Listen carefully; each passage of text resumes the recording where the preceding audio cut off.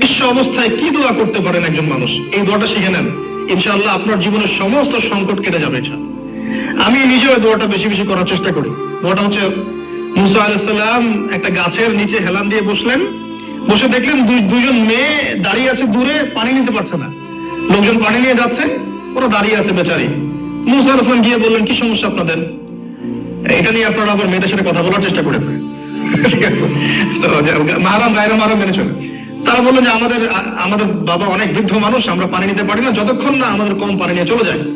মুসা আলাইহিস সালাম তো একটু বললাম না, ফিজিক্যালি খুব স্ট্রং ছিলেন, থাকে না বডি বিল্ডার, সামনে গিয়ে কথা বলে এই সরো পানি নিতে দাও, তখন মানুষ একটু মূল্যায়ন করে না। তো মুসা আলাইহিস সালাম এভাবে পানি নিয়ে দিলেন এবং বাছুরদেরকে পানি পান করালেন, করিয়ে গাছের নিচে এসে বসে আছেন। বসে বসে তিনি দোয়া করছেন, এই যে দোয়াটা তিনি দোয়া করছেন, রব্বি, একটা নেক কাজ করলেন না, মানুষের উপকার করলেন, নেক কাজ করে এসে গাছের নিচে বসে দোয়া করছেন, আল্লাহ